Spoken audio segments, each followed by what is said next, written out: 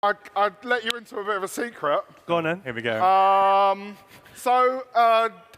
Dylan and I, dear friends, designed the light puzzle in that quest.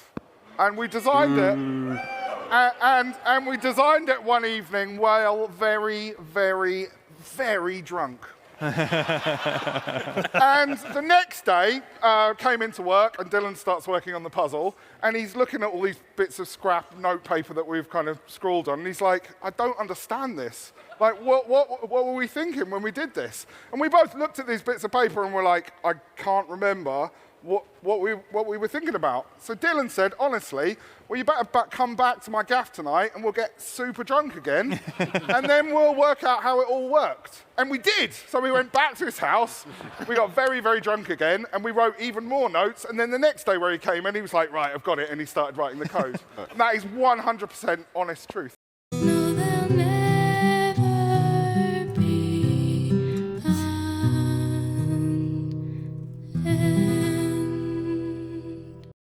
It's here! One of the most infamous quests in RuneScape. I know I said back in episode 12 that Mod Dylan puzzled too close to the sun with the Elemental Workshop quests. But if those are an Icarus-like flight that gets more unhinged as it goes further into the series, Morning's End Part 2 is the movie Sunshine. You know, the obscure sci-fi movie about flying a ship into the sun to launch a nuke at it to turn it back on? No? Okay, moving on. Regardless, this is a bear of a quest, so we're going to have to take it at least a little bit seriously. This place is full of shadows that are very accurate and hit rather hard, and we will have to contend with them the entire time we're in here. That means putting on gear with some sort of plan and bringing a real inventory instead of the dozen random fish I usually go with. There's an additional complication we have to account for as well, which is to get into this place, we have to wear the entire mourner outfit, which has the armor rating of pants.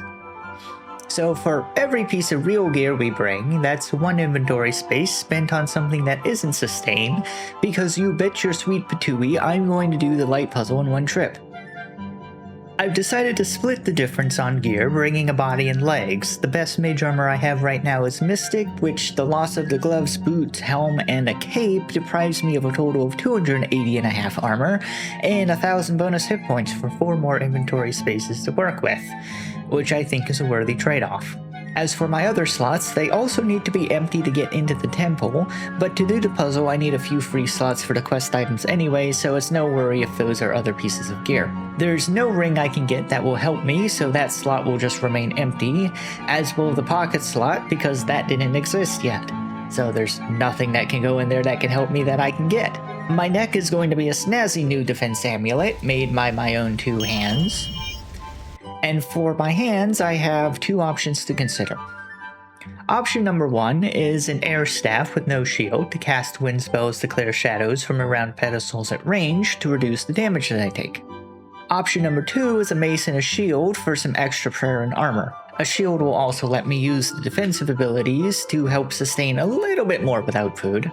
Option 2 is the one that seems best since I'm taking a ton of damage anyway, and the shadows have basically no defense and die in one hit usually. The mace I went with is the best one I can realistically get, a nice shiny dragon mace from the Heroes Guild shop. The shield in this case is something probably nobody in this game has made in over a decade, which is the Brudu shields from the Taibu One-Eye cleanup minigame. Which of course means that I had to go do this minigame until I got the right kind of Brudu bro to get the right kind of shield. I think most RuneScape players only do this for area tasks and ignore it otherwise. It's not a good minigame. Why did I get this shield instead of anything else?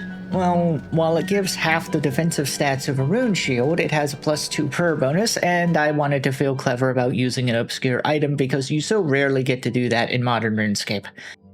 So that's our gear sorted, but now the rest of our inventory needs attention. We have 2 extra pieces of gear, 1 teleport crystal to escape, 3 unequipped items, 1 rope that I totally won't forget that I need for way too long, and 1 empty space for the quest item we have to pick up before putting our stuff back on, which leaves 20 bag spaces for supplies. In the intervening time, I farmed up a bunch of strawberries, since you can pack 5 of these suckers into a basket, and each heals 6% of your maximum hit points. It's about as dense of a food I have access to with my levels, so I have half a dozen of these baskets, and the rest is filled with swordfish and a few prayer potions. Now we're kitted out, and the last item to cover is my process. Normally, my structure is a pre-filmed script draft for pacing, then I record the actual episode, and then I ADR refine voiceover and edit everything to fit, because I tend to be a little bit mumbly when I play, and I am terrible, and do a lot better when I'm just reading. This means that I do look at all of the quests before starting them, so I can get all of my various bits in order, but I can't do that for this quest. It's a puzzle quest. I can't be refreshing my memory of the puzzle in the puzzle quest. Like, I can't be knowing the route for certain in advance, so I didn't this time. Which means I'm going off of my memory from the last time I did this quest, which was 4 years ago-ish? Hope this doesn't take 4 hours.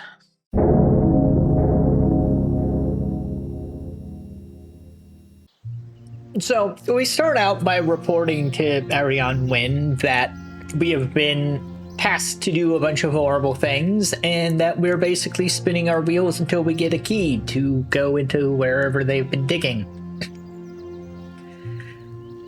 We get the good job, soldier, carry on, come back if you find anything interesting, and we go back to report to the head mourner to see if we have a key yet. He has a key, in which he then tasks us to go and find the dig team, which has gone missing.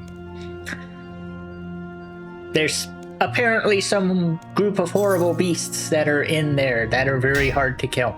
Now, this is modern RuneScape, and thus we have this thing called quality of life in this particular form of the keyring from One Small Favor is physically attached to our body now, so we can just do this and don't have to carry the key around and save an inventory space. Hooray. We weave our way through this extremely spooky cave and slightly terrifyingly high-level mobs that we cannot do damage to yet, until we reach the temple itself, which, well, we found the dig team. They're kind of dead. And most of them died with nothing. Except this guy, who died with a color wheel and a journal. So, huzzah. The color wheel is a tool that will help us later by reminding us basic color patterns. And the journal basically details out a whole bunch of fun little pieces of information about the tasks that they've been laid for and lore and stuff like that. So, the first thing we need to do is we need to navigate through this nightmare of a structure to get up to the top floor, in which we have this kind of fudgy crystal that's sitting up here that we're just gonna break a bit off of and show it to Arianwin.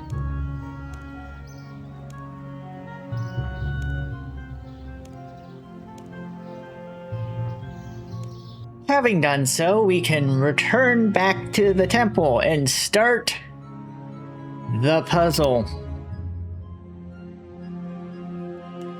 The first puzzle is pretty straightforward. We just have to open this blue door. And there's totally not anything that could cause us to repeatedly fail in this puzzle.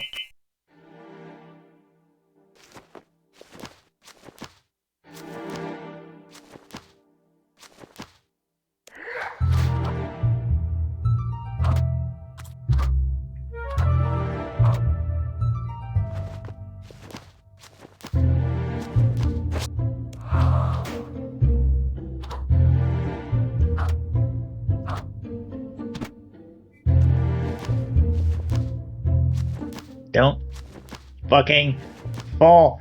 You fucking fuckwit. Thank fucking God. Okay, that only took like 3 tries.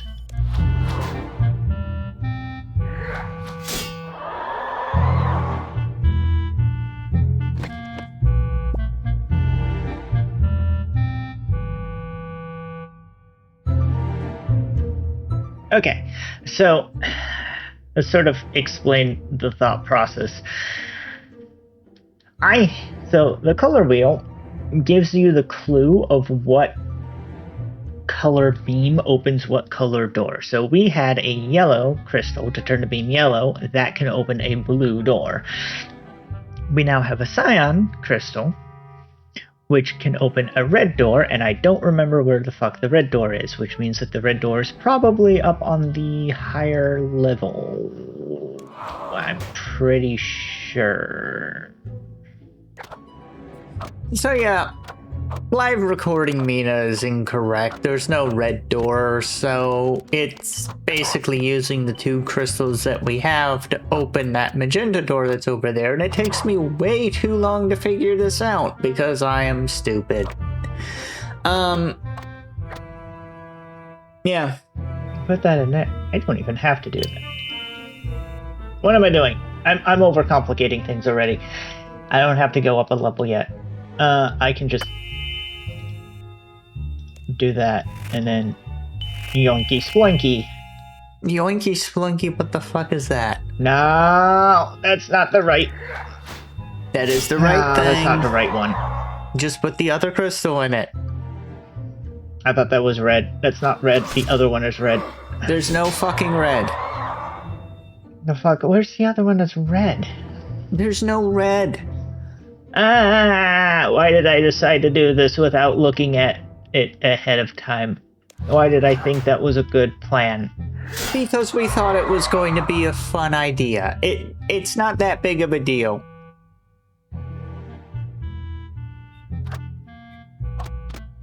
Recording me is overly dramatic all the time. And prone to making horrible noises, although I make horrible noises normally.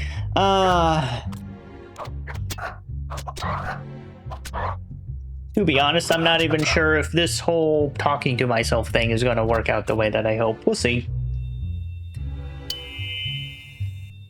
Ooh! Aha! That did what I wanted. See? That did what I wanted. There you go. Easy. Okay. Memories. There you go. You solved the puzzle. Hooray. Rejoice.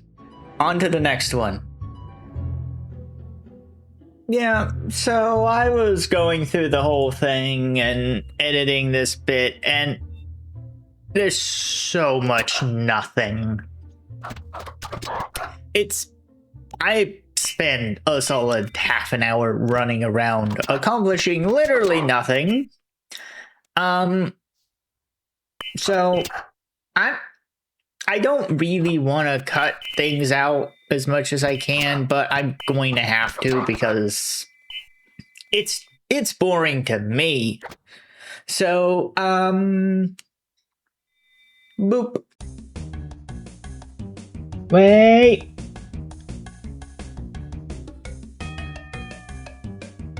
Purple!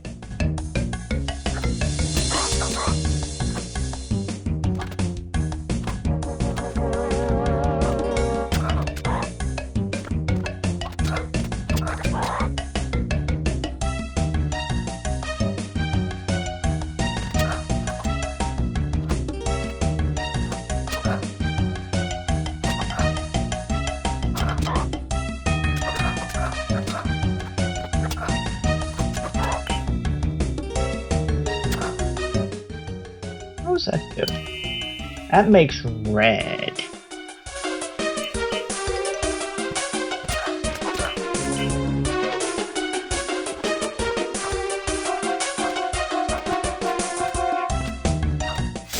Oh no, it's cyan. It's the wrong color. Oh, I thought that was the yellow side.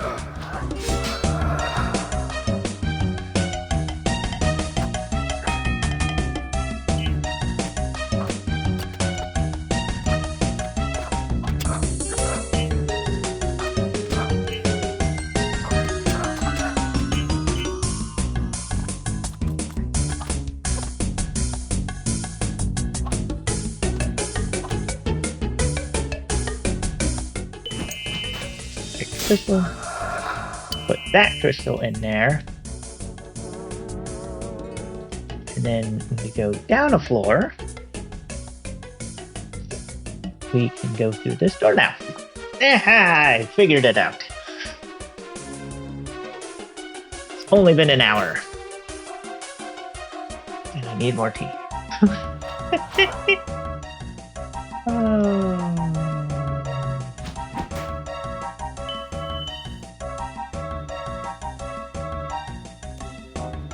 Rotate it there.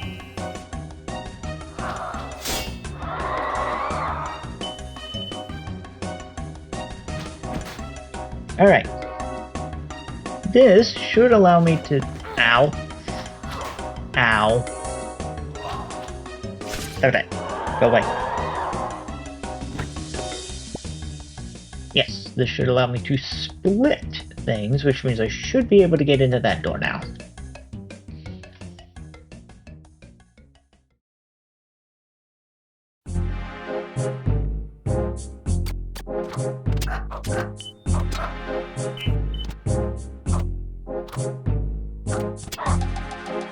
I think what I'm going to do is I'm going to go make some more tea, allow my hit points to regenerate, and do the second half of this bullshit. Alrighty. I also got a meat pie.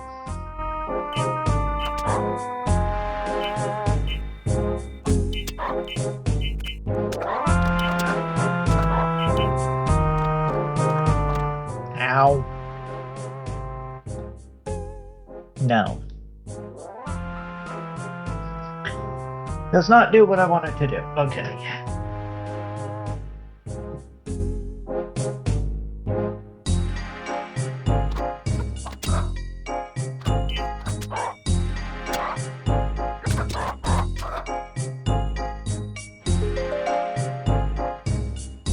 What's in here? Besides more shadows.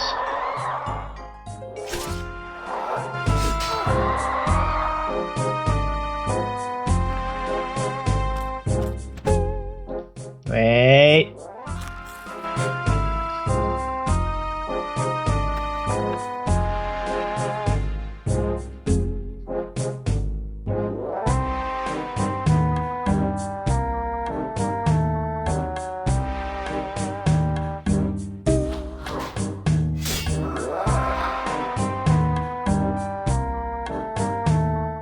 There is a chest. Oh.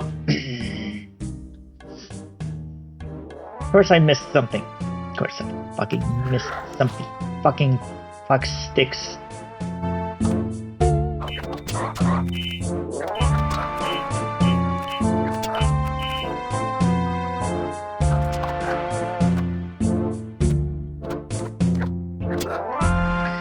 Oh, if there's any doubt in anybody's mind that I have legitimately forgotten how to do this puzzle, the fact that I spent half an hour doing absolutely nothing except burning through all of my resources should be adequate proof that I do indeed have no idea what I'm doing, because I have legitimately fucking forgotten.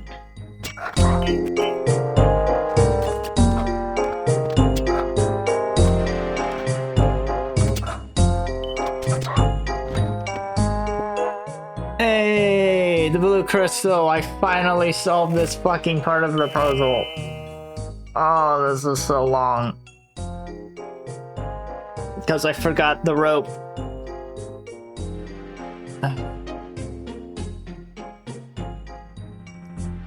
I can make progress finally.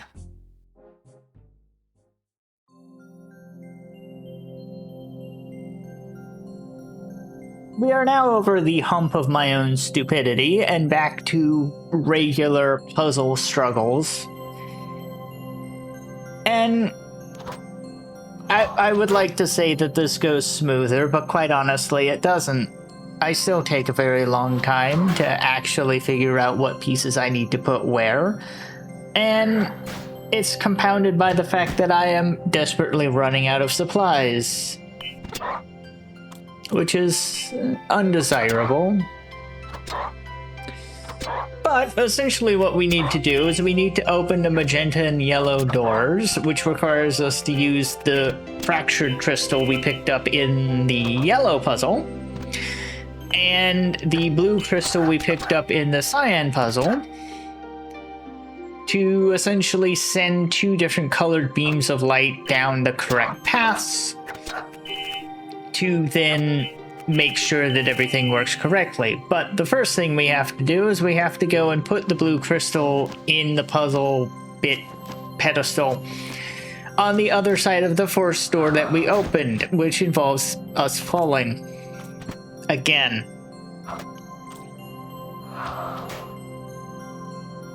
Which is perpetually the struggle of this section of the map.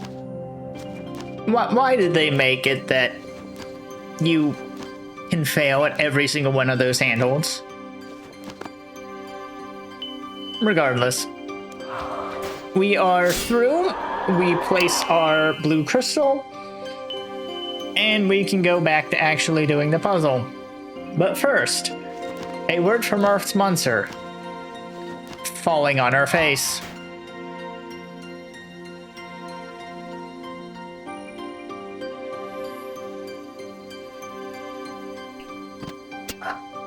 But we're back on track. We're making progress.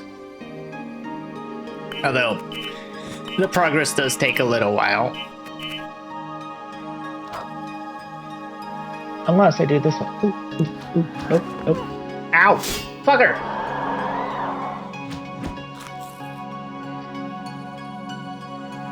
Nope, I figured it out. Take the mirror. So basically what I figured out that I have to send the beam that I'm sending down and across to open the first door through the other path than the one that I was doing. Because there's a fused crystal in the middle floor. And now I have the one thing that I'm missing. The one mirror that I was missing. Aha! See? I knew I did something wrong. Because I need a mirror for this pillar.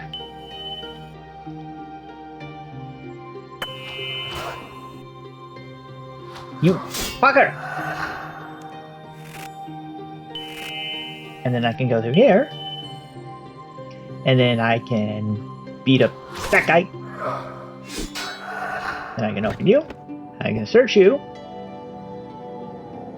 Fractured crystal and 3 mirrors.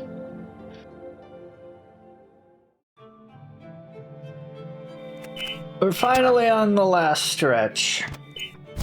Almost free of this place. So, effectively now what we have to do is we have to get the beam split into 3 different directions, coloring it 3 different ways, using many of the things we've learned already to open up both that cyan door that's at the bottom of the stairs and then being able to flip the beam around to fully open up the triple door that actually leads to the death altar. And like every single other puzzle except the first one, I spend a very long time just trying to figure out how to get things to route.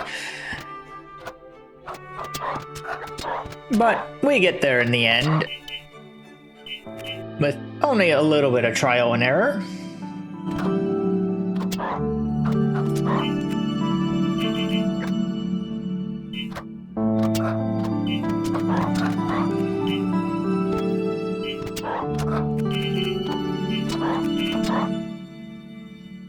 Okay, that one's correct.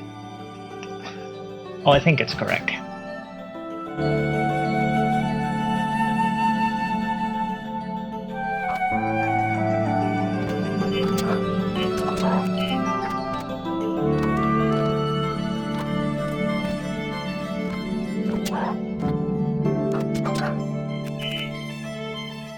So I should be able to go through here and rotate the mirror. Ha ha ha! Victory! It only took, almost 3 hours.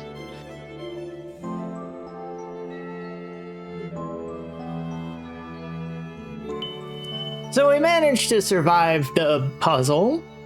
It didn't take that long. And we find this random dwarf just chilling next to the death altar. So it turns out that he kind of broke in through the back wall, which would have been really, really handy to know that they were doing that before we went through this entire goddamn place. But regardless, he will give us a death talisman in exchange for a list of 50 semi-random items that are theoretically not hard to get. So yeah, we're not done. Why would you think this was done?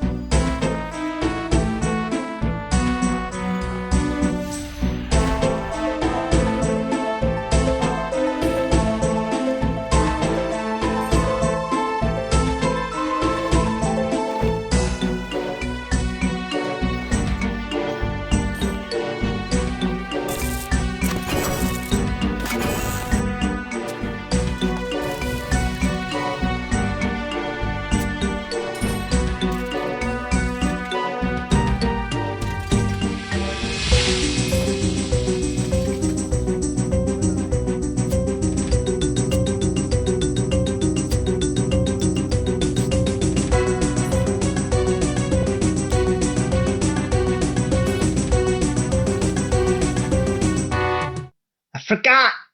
I fucking forgot! God damn it. To the forest of fuck you I go. So while I go and run through the forest the fuck you go way to get back to the death altar, you might notice that one item wasn't actually ever checked off on my list, and that's the agility ticket. I legitimately don't know what happened there. I never picked one up and I never turned one in, but it got checked off on my list. So yeah, game was bugged in my favor. Yeah. So we're now back and we turn in the rest of the stuff and he gives us a shiny death talisman, which we can then use to go into the death altar, the very spooky death altar, and use the crystal bit that we got at the very start of this quest to purify it with death or something. I don't know, I lost the plot a while ago. But after doing so, we just put it with its friends at the top of the Temple of Light, and we're done. Basically, we just have to report back.